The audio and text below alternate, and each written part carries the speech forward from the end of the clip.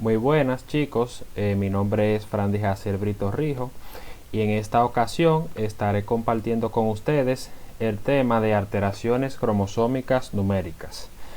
Para llegar a esto tenemos que hablar de qué son los cromosomas. Como ya sabrán en clases anteriores, hemos hablado que la base de esta materia, que es genética, es hablar de los genes, y sabemos que el DNA, el ADN, está formada por una doble cadena hélice unida por una serie de estructuras que son los nucleótidos, o sea, conformada como tal. Vamos a ir viendo que el ADN va pasando por una serie de estados de enrollamiento, desde que el ADN se enrolla alrededor de lo que son las proteínas histonas y forma lo que es el nucleosoma.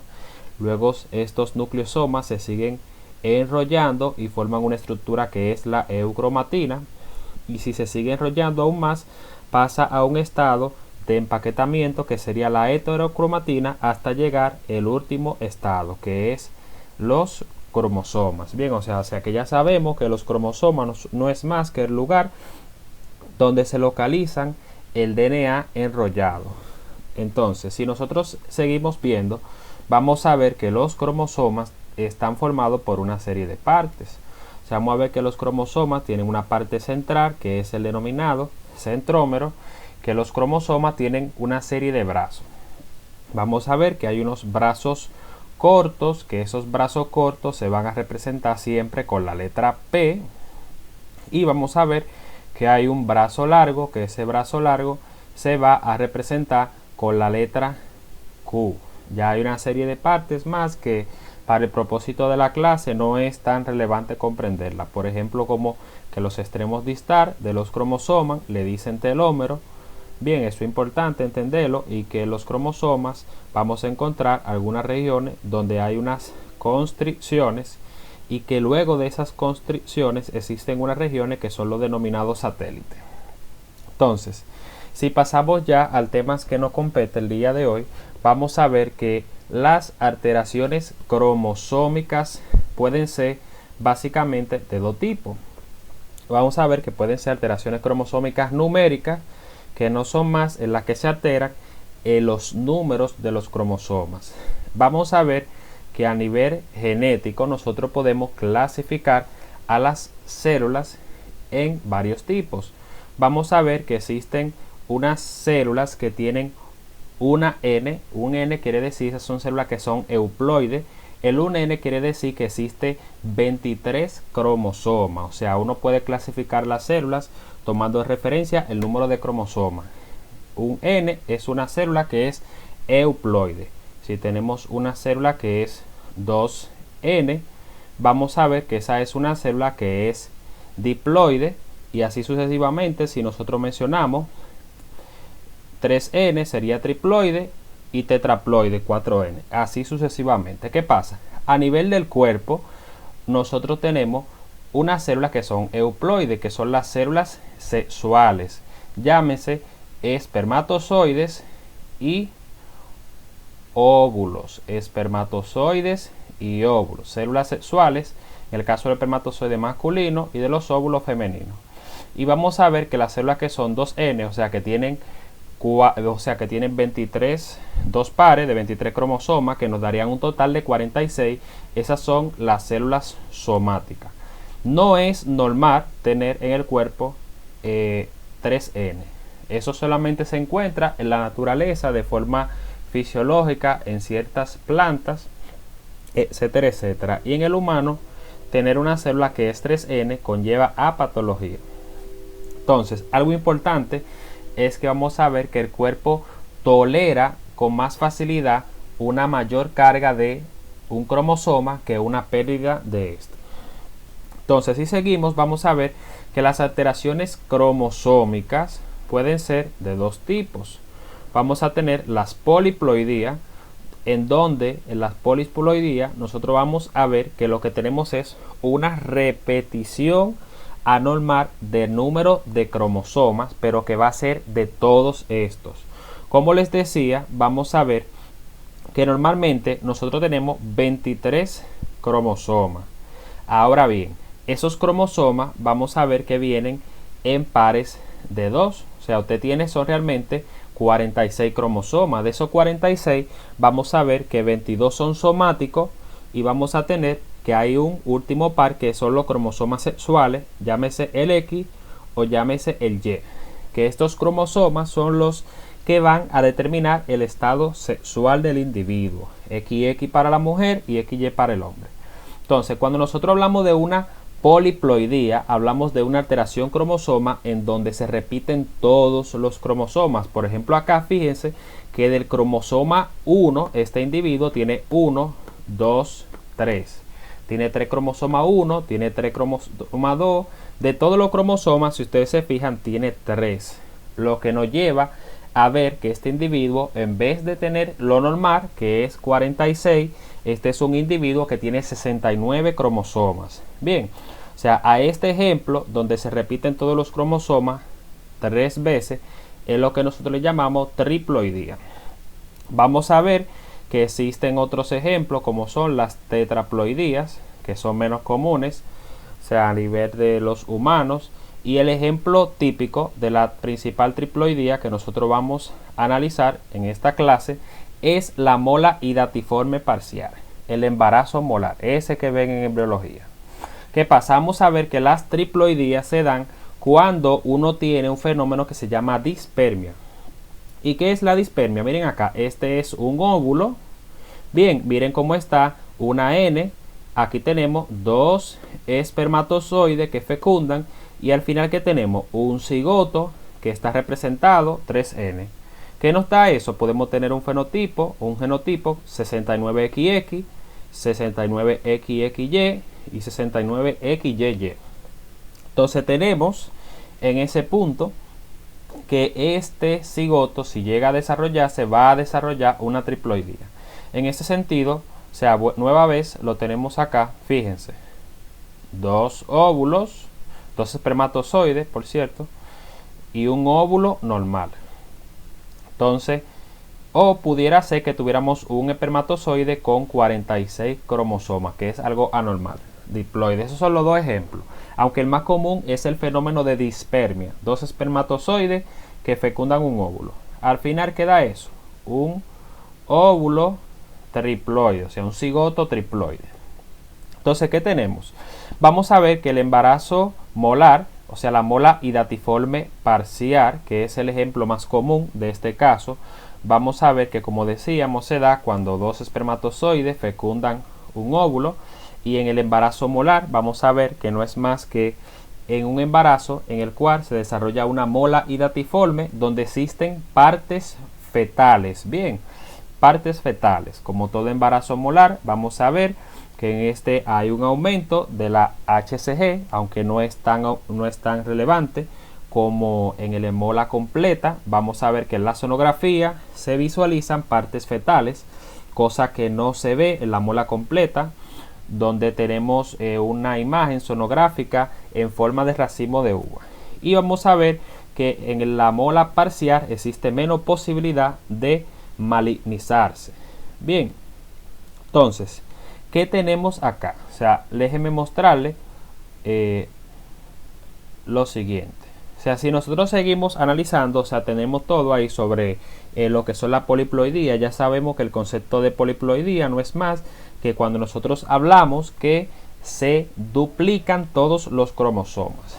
¿Por qué digo eso? Porque el concepto que es más común en la práctica clínica, que es el que nosotros nos vamos a enfocar de este tema, son las aneuploidías.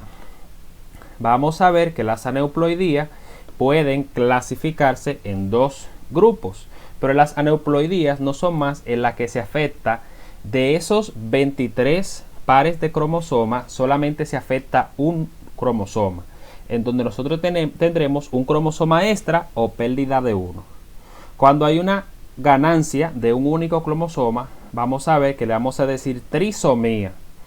Las trisomías pueden ser de 2 grupos, de cromosomas sexuales o pueden ser de cromosomas somáticos. Bien, las trisomías pueden ser de cromosomas sexuales o de cromosomas somáticos. Vamos a ver que las trisomías más común son la trisomía de estos cromosomas que tendremos acá, como la trisomía del cromosoma 21, que es el llamado síndrome de Down, o la trisomía del cromosoma 18, que es el llamado síndrome de Edwards, o la trisomía del cromosoma 13, que es el llamado síndrome de Patau. Ahora bien, estas trisomías son en las que nos estaremos enfocando en la clase del día de hoy. Dentro de la trisomía de cromosomas sexuales tendremos el síndrome de Klinefelter, que este tiene un genotipo de 47XY, o sea, tendremos un cromosoma X extra. Y esto es importante porque vamos a ver que en estas trisomías lo que tenemos es una ganancia extra de un cromosoma. Ahora, vamos a ver que existen otro tipo de alteraciones aneuploides y son las monosomías, aunque vamos a ver que las monosomías son menos comunes. Bien, las monosomías, ¿por qué razón? Por el fenómeno que les explicaba al inicio. El cuerpo tolera con mayor facilidad una ganancia de un material genético que una pérdida. La mayoría de las pérdidas van a terminar de un cromosoma, van a terminar en un aborto. Entonces, esta pérdida nosotros vamos a ver, en este caso la más común, que es la como tal conocida como la única monosomía compatible con la vida, es el síndrome de Turner, cuyo genotipo es 45X0, o sea, 45X0. Bien, tiene un solo cromosoma sexual que es la X en este punto. Entonces aquí nosotros ya vamos a comenzar a enfocarnos. Por ejemplo, fíjense, este es un cariotipo de una trisomía. Si nosotros comenzamos a evaluar, vamos a ver que aquí tenemos cromosoma 1 normal porque hay 1, hay 2, cromosoma 2 normal, 2, cromosoma 3 normal, hay 3 y seguimos viendo aquí sucesivamente hasta que nosotros llegamos aquí. ¿A dónde aquí? A donde, si ustedes se fijan, al cromosoma 21. Fíjense que este es un individuo que tiene 3 cromosomas 21. Esa es la trisomía del cromosoma 21. Así se ve un cariotipo de un individuo que tiene síndrome de Down. Fíjense que el cromosoma 22 está bien. Entonces este tiene un cromosoma X y un cromosoma Y, lo que nos da que este es un genotipo de 47XY más 21. O sea, este es un masculino que tiene un cromosoma 21 extra. Bien, entonces aquí tenemos nuevamente, fíjense, ¿qué cromosoma es que está repetido acá? El cromosoma 18. Fíjense que tenemos la trisomía del cromosoma 18 en esta imagen, en este cariotipo, que eso sería un síndrome ¿de qué? De Edwards, ¿cierto? Aquí tenemos una trisomía del cromosoma 13. Este es un síndrome de Patau. Entonces, si ya nosotros vamos y nos enfocamos claramente en uno de los síndromes más importantes para este parcial a nivel de fenotipo. ¿Cuál es el fenotipo clínico de un individuo con síndrome de Down? Vamos a ver que los individuos con síndrome de Down tienen una raíz nasal baja. Bien, tienen una raíz nasal baja.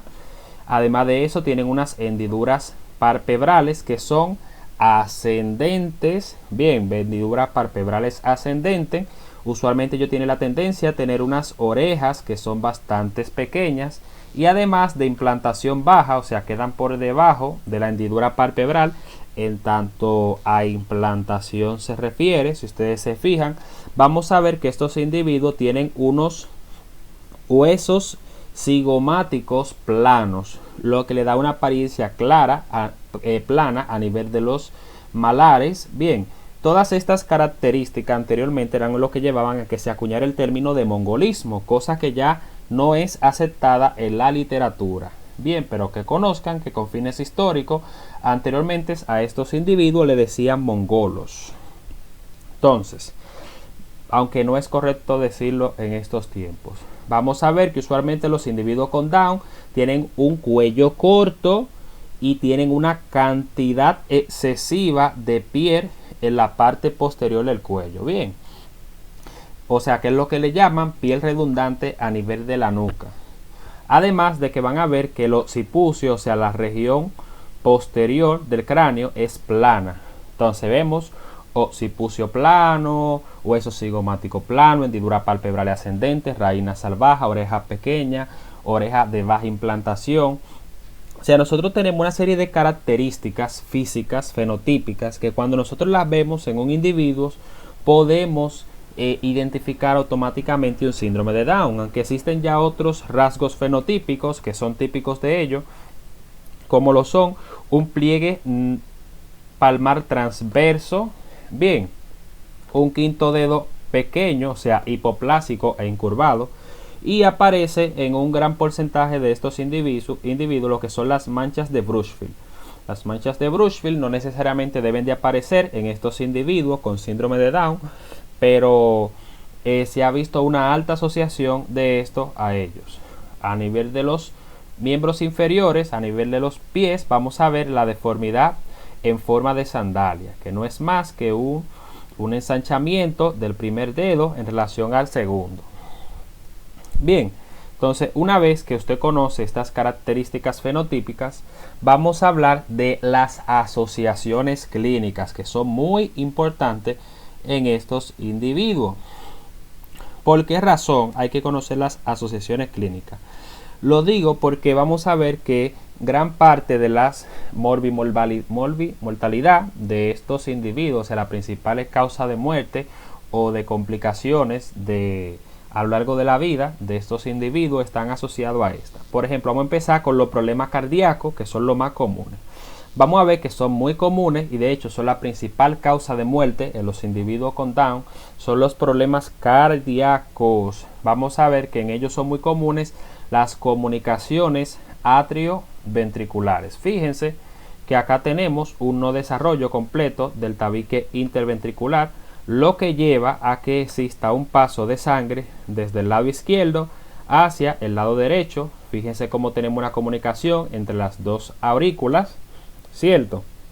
Entonces, ¿a qué lleva esto? Esto lleva, si no se trata con tiempo, al desarrollo de hipertensión pulmonar y en un futuro al síndrome de Eisenmenger, lo que puede conllevar a graves daños irreversibles a nivel cardíaco, razón por la cual desde que se identifica un problema atrioventricular en un individuo con síndrome de Down debe de hacerse la corrección quirúrgica. Bien, otro de los defectos asociados al síndrome de Down es lo que se llama la atresia duodenal. La atresia duodenal no es más que un no desarrollo adecuado de lo que es el duodeno. Recuerden que el duodeno decíamos que es la primera porción del intestino delgado. Y vamos a ver que este duodeno se va a dividir en partes. Tenemos una primera porción, tenemos una segunda porción, una tercera y una cuarta porción. Una vez que se formó el quimo a nivel del estómago, este debe de pasar al duodeno. El problema es que los individuos con síndrome de Down existe un fallo de la recanalización de las neuronas que venían de las crestas neurales y esto provoca un estrechamiento, o sea, una atresia en esta región, lo que lleva a que el alimento llega a la primera porción del duodeno pero no puede pasar de ese punto porque está atrésico, está estrecho. Si usted lo identifica acá, esta flecha hace referencia al estómago y esta a la otra parte del duodeno, llámese la tercera porción, y aquí tenemos, miren, la atresia. Entonces el alimento no puede pasar por esa región, entonces se acumula en el estómago se dilata y eso se expresa a nivel clínico como un vómito no bilioso. En estos individuos vamos a ver que dependiendo del nivel de obstrucción puede ser un vómito no bilioso o bilioso, pero es que un vómito durante las primeras semanas de vida se hace una radiografía y se observa como tal acá lo que se ve el signo de la doble burbuja, y es que en la radiografía se va a encontrar una dilatación concerniente al estómago y otra dilatación concerniente al duodeno. Entonces en un niño recién nacido que tenga náuseas y vómitos y que le hagan una radiografía y se muestre el signo de la doble burbuja, debe de pensar en una atresia duodenal. Bien, entonces ya hemos visto dos de las principales asociaciones del Down. Alteraciones atrioventriculares, atresia duodenal, y aquí vamos a ver otra de las más comunes, que es el síndrome de Hirschsprung, la enfermedad de Hirschsprung o el megacolon aganglional o megacolon congénito. Vamos a ver que se caracteriza por una ausencia de las células del plexo entérico proveniente desde la cresta neural. De igual manera, bien, debido a un fallo en la migración de que usualmente se ve afectado la parte final del intestino grueso, llámese el recto. Vamos a ver que en la enfermedad de Hirschsprung siempre hay una afección del recto. Recuerden que esa célula del plexo de Auerbach y de Meissner son los nervios que van a llegar al recto y que van a permitir una contracción de este. Recuerden que si no se contrae, el recto no podrá expulsar las heces. Entonces, imagínense, es el niño que la madre le da alimento, el alimento hace su tránsito normal por todo el intestino, pero cuando llega a esta región no puede pasar, porque el recto no tiene nervios. Entonces el alimento no puede pasar hacia esa región que se mantiene colapsada, que es el recto. ¿A qué lleva eso? A que se ensanche un ensanchamiento de la parte sana. ¿Cómo se puede sospechar de esta enfermedad? Vamos a ver que usualmente esto se sospecha a través de dos signos clásicos. Uno es que se hace un tacto rectal y se va a encontrar el recto vacío en el niño. Y otro es que usualmente en ellos tienen la tendencia a tender la expulsión explosiva de grandes cantidades de heces fecales, acompañada de ausencia de evacuación. Entonces el tratamiento de esto es quirúrgico. Bien, al igual que el tratamiento de la atresia duodenal y al igual que el tratamiento de las comunicaciones o de las malformaciones atrioventriculares. En este caso nosotros llevaríamos a estos niños con esta complicación donde el doctor Suazo, que es un cirujano pediátrico. Entonces, nosotros vamos a ver que los pacientes con síndrome de Down tienen otras asociaciones clínicas. Por ejemplo, en ello está muy comúnmente asociado la presencia de algo que se llama el Alzheimer precoz, y es que van a ver que el Alzheimer se da por acúmulo de una proteína que se llama el precursor del péptido amiloide, y ese precursor se sintetiza en el cromosoma 21. Entonces recuerden que los que tienen Down tienen 3 cromosomas 21, o sea, en ellos se va a sintetizar con mayor frecuencia ese péptido precursor amiloide, lo que va a predisponer a que en ellos se desarrolle antes de tiempo un síndrome de Down.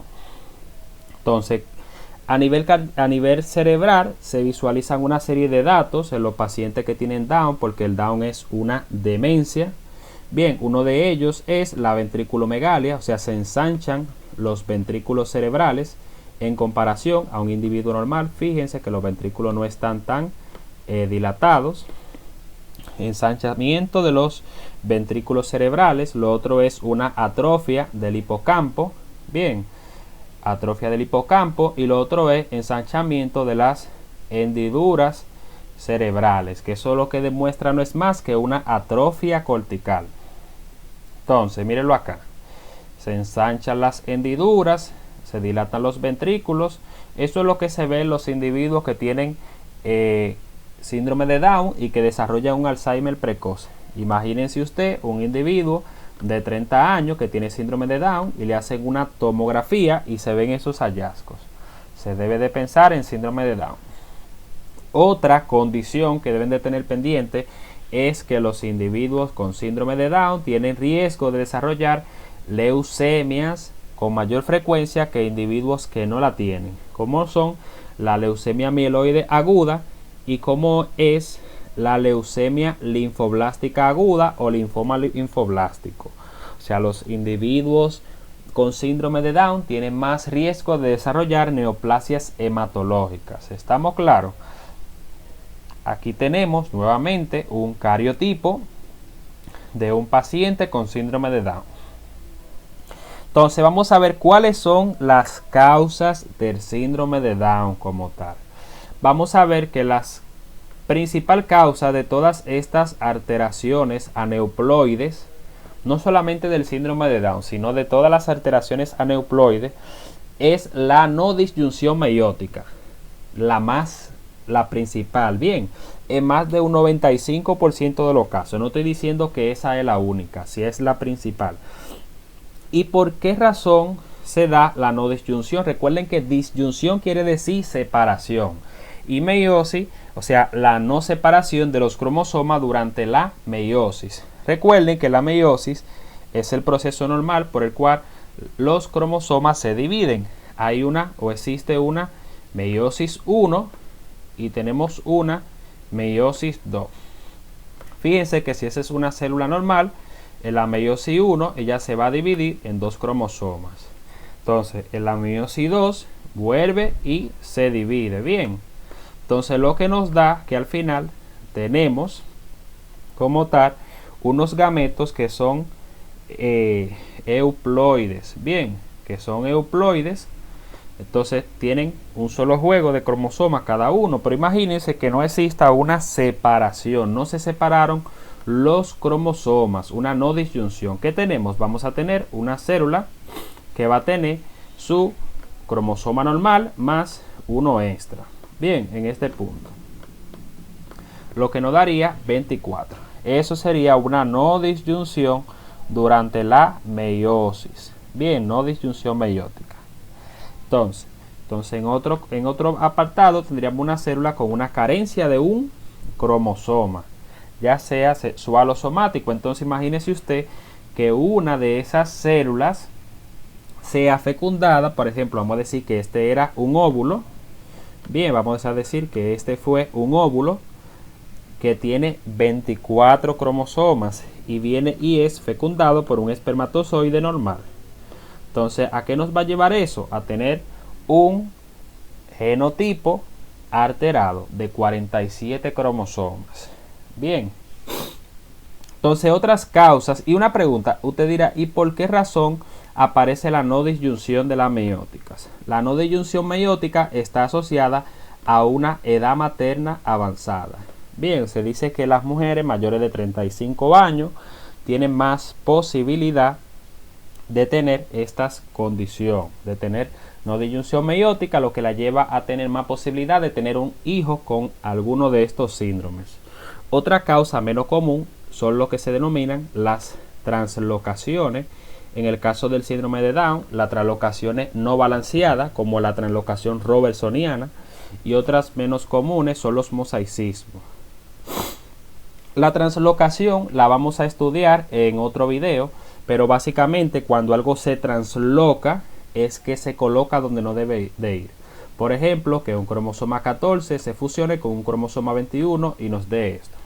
Eso sería un ejemplo de translocación robertsoniana. Entonces, teniendo acá, por ejemplo, fíjense, una translocación como tal, lo que nos puede llevar al desarrollo de una trisomía como tal. Aunque eso de translocación lo estudiaremos más adelante. Y otra menos común, que es el denominado mosaicismo. El mosaicismo es bastante interesante y es un fenómeno en el cual vamos a tener una célula alterada combinada con células normales. Un mosaico, si ustedes se fijan, es cuando nosotros tenemos, por ejemplo, fíjense acá, vamos a decir que esta es una representación gráfica de todas las células del cuerpo. Entonces vamos a decir que todas esas son normales y las que yo rayo son alteradas. Fíjense, esta está alterada, esa tiene 3 cromosomas 21, esa tiene 3 cromosomas 21. O sea, ¿qué quiere decir el mosaicismo? El que tiene un síndrome de Down tipo mosaicismo, vamos a ver que va a tener células con trisomía con células que no tienen trisomía, o sea, células alteradas con células sanas, lo que nos va a llevar a que los individuos con síndrome de Down tipo mosaicismo tienen o no expresan todo el fenotipo. De hecho, hace como un cuatrimestre me comentaban un caso bastante interesante en donde había un niño que a nivel fenotípico, él estaba en la escuela y él tenía un fenotipo normal. No tenía ninguna de las características físicas que mencionamos para el síndrome de Down. Más sin embargo, él tenía un retraso intelectual leve, o sea, una discapacidad intelectual. Cuando lo investigan por todos los medios, al final le hacen un cariotipo y resulta que él tenía un síndrome de Down con un mosaicismo, donde habían células afectadas y otras que no. Y lo único que él presentaba era un retraso mental. Pero esta es la causa menos común de retraso mental. Bien, no generalicen, esa no es la principal causa de retraso mental. Pero, o sea, lo que lo quiere llevar es que un mosaicismo se va a expresar de formas atípicas. Afortunadamente, esto es lo menos común del síndrome de Down. Entonces, ¿cómo se sospecha de un síndrome de Down? Van a ver que lo primero es que durante el seguimiento de una mujer embarazada se hacen alguna serie de analíticas de chequeo. Una de ellas es la sonografía. En una sonografía se van a encontrar hallazgos como hipoplasia de los huesos nasales y aumento de la translucencia nucal. Con estos hallazgos a nivel sonográfico se sospecha de síndrome de Down. Entonces automáticamente lo que sigue es mandar a medir en el suero materno una proteína que se llama alfa-fetoproteína, que tiene unos valores preestablecidos. Y se han visto ya que las alteraciones aneuploides, la alfa-fetoproteína está disminuida, principalmente en la trisomía del cromosoma 18 y en la trisomía del cromosoma 21. Bien, eso es bastante importante. Entonces, trisomía del cromosoma 18 y trisomía del cromosoma 21, la alfa-fetoproteína está disminuida. Entonces, una madre va a la consulta, le hacen una sonografía y se demuestra aumento de la translucencia nucal e hipoplasia del hueso nasal. ¿Cuál sería el siguiente paso? De medir la alfa-fetoproteína. Si está disminuido, ya eso es muy indicativo de síndrome de Down, aunque vamos a ver otras condiciones. Valga la redundancia, le pongo este cuadrito acá, porque vamos a ver que esa misma alfa-fetoproteína se aumenta en otras condiciones, como son los defectos del tubo neural, y en una que nos interesará mucho a nosotros, como es la onfalocele y la gastrosquisis. ¿Por qué razón digo eso? Porque vamos a ver más adelante una condición en donde hay onfalocele, lo que quiere decir que si hay onfalocele, usted manda a medir la alfa-fetoproteína y estará aumentada. Entonces, sigamos. Aquí ya le tengo un breve resumen de lo que hemos dicho. La causa del Down, que son nodos de inducción meiótica, translocación robertsoniana, bien, mosaicismo, manifestaciones clínicas, discapacidad intelectual, que ya lo mencionamos, y los demás manifestaciones fenotípicas. Aquí tenemos sus patologías asociadas, que ya las mencionamos de igual manera. Y aquí tenemos lo siguiente, que se ve acá en esta imagen. Aquí tenemos cómo se encuentran los diferentes marcadores durante los diferentes trimestres en los pacientes con trisomía del cromosoma 21, 18 y 13. Por ejemplo, durante el primer trimestre vamos a ver que los individuos con síndrome de Down, la beta-HCG aumenta mucho por encima de los niveles normales, o sea, aumenta por encima de los niveles normales, mientras que vamos a tener que hay una proteína, una molécula que es el PAP, que vamos a ver que está disminuido. Eso es lo que tenemos en el primer trimestre. En el segundo trimestre vamos a ver que vamos a tener disminución de la alfa-fetoproteína en los pacientes con Down. Vamos a tener aumento de la beta-HCG, como ya lo mencionábamos acá arriba, si ustedes se fijan. Y vamos a tener disminución del estriol como tal, con un aumento significativo de la inhibina. Entonces, fíjense, en el paciente con síndrome de Down, durante el primer trimestre vamos a tener aumento de la beta-HCG por encima de lo normal y disminución del PAP. En el segundo trimestre, disminución de la alfa-fetoproteína acompañado de un aumento de la beta-HCG. Entonces, si nosotros tenemos esta serie de analíticas alteradas de esta manera, aunado ya a otros hallazgos, como lo que mencionamos, un hallazgo sonográfico de aumento de la translucencia nucal y una hipoplasia de los cartílagos nasales, nosotros podemos sospechar en un síndrome de Down. Entonces aquí tenemos el fenotipo ya clínico de paciente con síndrome de Down y podemos pasar a otra de las trisomías. Tenemos la trisomía del cromosoma 18, que es el síndrome de Edwards. Vamos a ver que este tiene un fenotipo que vamos a ver que es diferente al del síndrome de Down. Una de las cosas más llamativas es lo que es la micrognatia, que sería una mandíbula pequeña, una mandíbula hipoplásica. Bien, micrognatia, unas orejas de baja implantación, un occipucio prominente. Fíjense que en el síndrome de Edwards el occipucio es prominente, a diferencia de los pacientes con síndrome de Down, donde el occipucio era plano. Vamos a tener defectos cardíacos que pueden ser tipo comunicación interventriculares. A nivel de las manos vamos a tener lo que son los dedos superpuestos. Bien, eso es algo característico en ellos. Dedos superpuestos, tipo como si fuera una garra. Vamos a tener defectos renales, o sea, malformaciones renales, defecto de la cadera y los pies en forma de mecedora. Bien, el Rocket Bottom Feet, que eso es pies en forma de mecedora. Entonces, si nosotros seguimos viendo del síndrome de Edwards, las manifestaciones, o sea, la causa van a ser la misma que la del Down. No de inyunción meiótica, la principal, aunque también vamos a ver Edwards con mosaicismo. Vamos a ver que estos van a tener las mismas manifestaciones: discapacidad intelectual, un defecto del crecimiento, los dedos superpuestos, bien, los pies en forma de mecedora, orejas pequeñas con hélices pegadas, boca pequeña, la mandíbula poco desarrollada, que eso era la micrognatia, microcefalia, o sea, un cráneo pequeño, esternón corto. Vamos a ver que en el Edwards tenemos condiciones asociadas, bien, como son los defectos cardíacos, como le decía adelante, como comunicación interventricular, aplasia del radio, o sea, aplasia, ausencia del radio, bien, y hernias diafragmáticas. Aquí tenemos un cariotipo del paciente con síndrome de Edwards. Miren, 3 cromosomas 18. Bien, trisomía del cromosoma 18. Mírenlo acá, 3 cromosomas 18.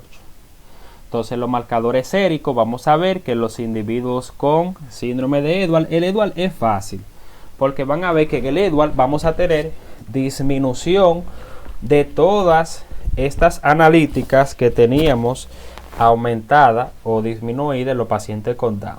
O sea, todas las analíticas séricas van a salir con unos valores por debajo de los niveles normales en los individuos con síndrome de Edwards. La trisomía del cromosoma 18. Ahora vamos a ir a la trisomía del cromosoma 13. Bastante interesante, el síndrome de Patou. Vamos a ver que en la trisomía del cromosoma 13 tenemos defectos de la línea media. Lo que nos va a llevar, lo primero que ocurre en estos individuos es que tenemos una no separación de los hemisferios cerebrales. Recuerden de la embriología que se explica que el cerebro, el sistema nervioso central, deriva de 3 vesículas primarias. La que está en rojo, que le dicen prosencefálica, que se separa en 2, que son los hemisferios telencefálicos, bien, telencéfalo. La que está en azul, que se llama mesencéfalo, y la que está en verde, que es la vesícula romboencefálica.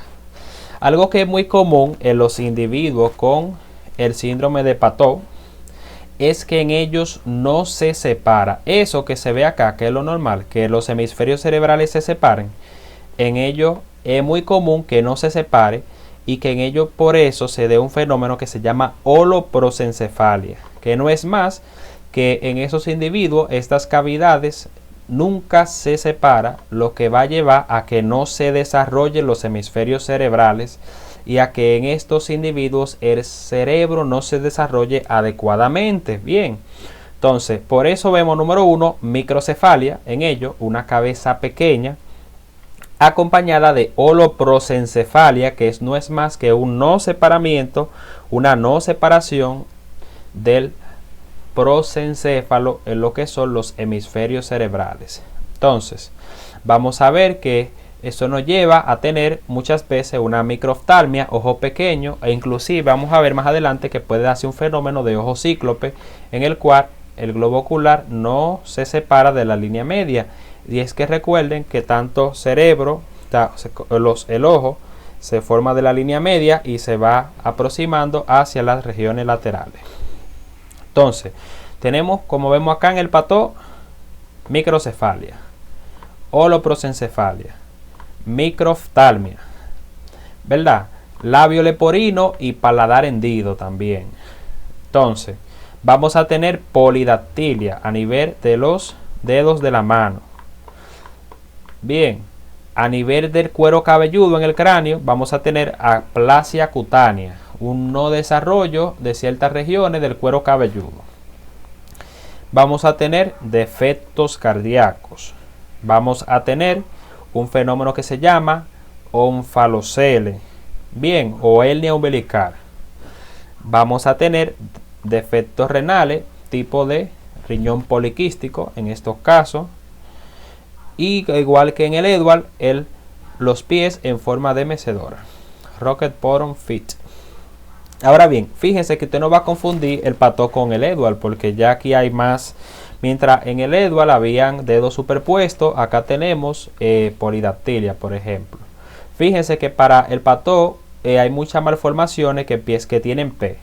Holoprosencefalia, poliquistosis renal, polidactilia, defecto del paladar, defecto del labio leporino, etc. Y que existen muchos defectos que se localizan en la línea media. Miren acá cómo se ve una imagen de la holoprosencefalia, que se ve un único ventrículo en la línea media, cuando lo normal es que debería de verse uno de un ladito y otro de otro ladito. Monoventrículo. O sea, un monoventrículo es sugestivo de un Edward, de un patón. Poliquistosis renal, van a encontrar en estos individuos, o sea, poliquistic riñón, onfalocele, y ahí dirá usted, ¿y qué es el onfalocele? Muy importante conocer el onfalocele. Y es que recuerden que durante el desarrollo embriológico, alrededor de la 6ª semana, ocurre lo que se llama la herniación fisiológica.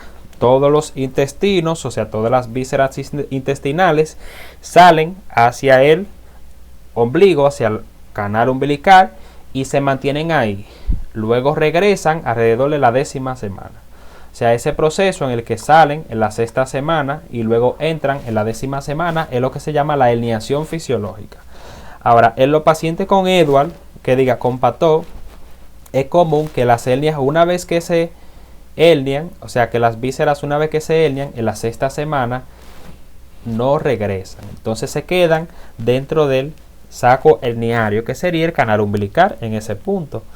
Entonces a ese fenómeno se le llama onfalocele. Vamos a ver que el onfalocele está asociado a las trisomías, como son trisomía más comúnmente del cromosoma 13, aunque rara vez se puede ver el trisomía del cromosoma 18.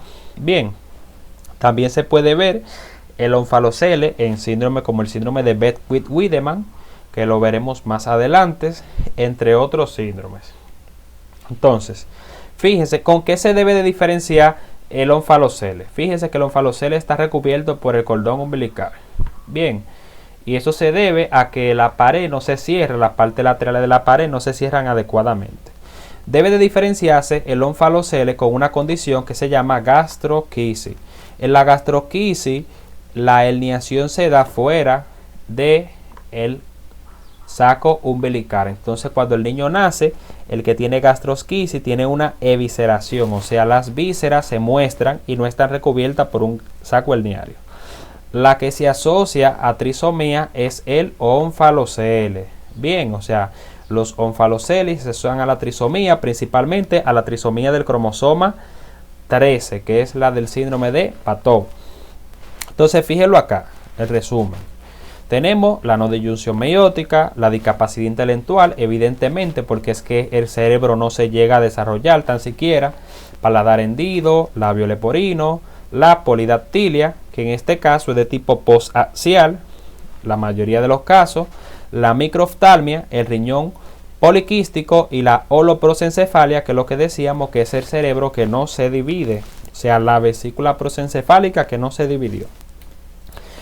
En ocasiones podemos tener el cíclope, bien, onfalocele nuevamente, defecto cardíaco, malformaciones del sistema nervioso central, anomalías renales y aplasia cutánea. Aquí tenemos algunos ejemplos de niños con síndrome de Patau. Mírenlo acá. Miren lo que yo le decía del cíclope, un ojo en la línea media que no se divide. Bien, miren, labio leporino, mírenlo acá, labio leporino, nuevamente, un ojo en la línea media, todo porque por tener un cromosoma 13 extra. Bien, todo por tener un cromosoma 13 extra. En este caso, las analíticas séricas se alteran con menos frecuencia. Vamos a ver que usualmente solamente durante el primer trimestre tendremos alteraciones, y es que la beta-HCG estará disminuido y el PAP estará disminuido. Ya en el segundo trimestre todas esas analíticas se normalizan. Entonces vamos a entrar ya a hablar de un síndrome que es el denominado síndrome de Turner, que es la única monosomía compatible con la vida. Vamos a ver que en el síndrome de Turner tenemos una serie de características fenotípicas que son comunes. Dentro de ellas, la baja estatura. Bien, baja estatura, que es bastante común en ese punto. Vamos a ver, como le decía, la monosomía del cromosoma X. Esta se debe a una no disyunción meótica que afecta a las mujeres. Estas van a poseer estatura baja, como mencionamos, infantilismo sexual, o sea, en este sentido, si usted se fija, no se desarrollan las características sexuales. O sea, esta va a ser una mujer que aún en sus 30, 40 va a tener las características de un niño, de una niña como tal. Bien, de una niña, no se le desarrollarán los genitales adecuadamente. Y esto se va a ver debido a que en estos individuos, estas individuas, tienen una atrofia ovárica. Tienen una atrofia ovárica, lo que las llevará a ellas a que no se produzcan estrógenos. Entonces, esta falta de estrógeno evitará un desarrollo sexual adecuado. Entonces, si no hay un desarrollo sexual, bien, por la falta de estrógeno, vamos a tener amenorrea. Esta mujer no, una de los motivos de consulta es la amenorrea, o sea, la falta del periodo menstrual, falta de menstruación. Van a ver que de hecho esta es la principal causa de amenorrea primaria. El síndrome de Turner es la principal causa de amenorrea primaria. Entonces, lo que la llevará, si no hay periodo menstrual, habrá infertilidad. Todo esto por, como le decía, la atrofia ovárica, ¿verdad? La disgenesia ovárica. Van a ver que, como vieron en la parte de adelante, existe lo que se llama pterygium coli o el cuello alado, que no es más que la presencia de esas masas laterales en el cuello. Esos pliegues cutáneos son muy comunes a nivel fenotípico. Bien, van a ver que otra alteración a nivel del cuello es que en los individuos, en las individuas con síndrome de Turner, en la parte posterior del cuello, ella tiene la tendencia a desarrollar lo que se llama higroma quístico. El higroma quístico es un problema que se da por una ausencia de los vasos linfáticos. Esa ausencia de vaso linfático lo llega a desarrollar de un higroma quístico a nivel cervical y en las extremidades del linfedema, o sea, edema en las extremidades. Se llámese manos y pies. O rostro triangular, rotación externa de las orejas, un tórax ancho, los defectos cardíacos, ¿verdad? Los defectos de la mano por el linfedema, por lo de los defectos de los nódulos linfáticos, defectos cardíacos y renales. En ello, esos defectos cardíacos, vamos a ver que muchas veces las mujeres con síndrome de Turner tienen asociación a varias condiciones cardíacas. Una de ellas es una aorta bicúspide y otra es la coartación de la aorta, que la vamos a ver aquí más adelante. Fíjense lo que hablábamos del el rostro triangular, el infantilismo sexual. Bien, la coartación aórtica, que la mencionamos, el problema cardíaco, coartación aórtica o aorta bicúspide. Y a nivel renal, el defecto renal es el denominado riñón en herradura. Como se muestra acá, esa es la principal causa de amenorrea primaria. Bien, muy importante, o sea, ausencia de llegar el periodo. de tener el periodo, lo que nos va a llevar dentro de las analíticas. Ya vamos a medir los estrógenos y los estrógenos estarán disminuidos, bien, disminución de los estrógenos acompañado de un aumento de la LH y de la FSH. El embarazo es posible en estas individuas, pero hay que hacer infertilización in vitro. Bien, infertilización in vitro. Y para sacar el bebé hay que hacer cesárea. Aquí se ve nuevamente el síndrome de Turner a nivel de manifestaciones fenotípicas. Miren, como decíamos, talla baja, son pequeñas, un cuello alado y corto, el pterygium colli que mencionábamos, la baja implantación de las orejas, el cuello corto, luego tenemos la coartación de la aorta, bien, una aorta estrecha. Entonces hay algo que se llama hipertelorismo mamario, que es como tal un aumento de la distancia entre ambos pezones. Otro dato es que el pezón está invertido, importante ese dato. Vamos a tener lo de la atrofia ovárica, el linfedema de manos y pies, nuevamente. Mírenlo acá, ese es un cariotipo, fíjense, cromosoma X, ausencia de cromosoma Y o de cromosoma X. Todos los demás cromosomas están bien, solamente es que tenemos a nivel sexual un cromosoma X, C45X0. Miren acá lo que les decía que es la coartación. Recuerden que algo que está coartado es algo que está estrecho. Bien, un estrechamiento de la aorta, lo que lleva a hipertensión en miembros superiores. Ese es un individuo que le sube la presión en los dos miembros superiores. Esa es una de las expresiones de la coartación aórtica. Y ahora pasaremos al denominado síndrome de Klinefelter, que esa es una trisomía de cromosomas sexuales, XXY. La causa es no disyunción meiótica. Usualmente decíamos, en este caso, vamos a ver que se afectan hombres que van a tener una estatura más alta que la media, brazos y piernas desproporcionadamente largos, van a tener estos testículos pequeños, bien, y esa falta o esos testículos pequeños se debe a que ellos van a tener una atrofia de los túbulos seminíferos, lo que lo llevará a ello ¿a qué? A una esterilidad. Estos individuos no pueden tener niños como tal. Entonces vamos a tener disminución de la testosterona, aumento del estrógeno, lo que lo lleva a ello a padecer ginecomastia. Bien, miren acá un cariotipo de un Klinefelter, XX, entonces una Y. Mírenlo acá, tendremos en ellos ginecomastia, que no es más que aumento del tamaño de las mamas, bien, en el hombre, que se parezcan a la de las mujeres. Entonces vamos a tener distribución del vello similar a la de las mujeres en estos individuos. Bien, distribución del vello corporal, del vello púbico, similar a la de las mujeres. Entonces vamos a ver como tal, fíjense, una calvicie como tal frontal que estará ausente.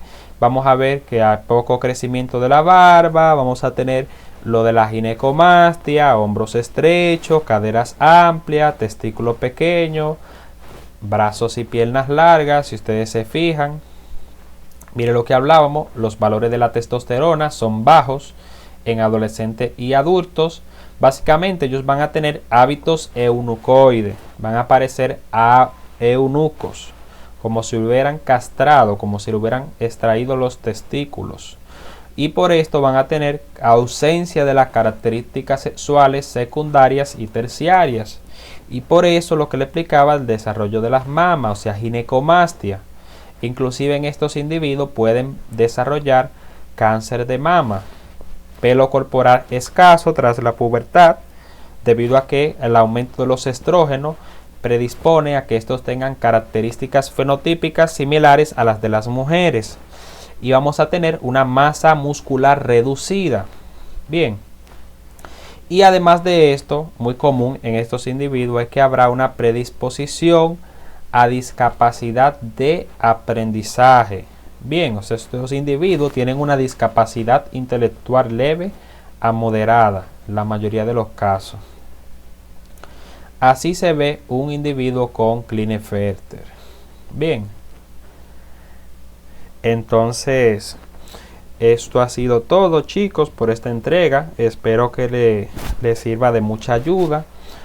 Recuerden suscribirse al video y dejar sus comentarios en la caja de sugerencias. Bien, entonces nada, nos vemos en una próxima entrega. Adiós.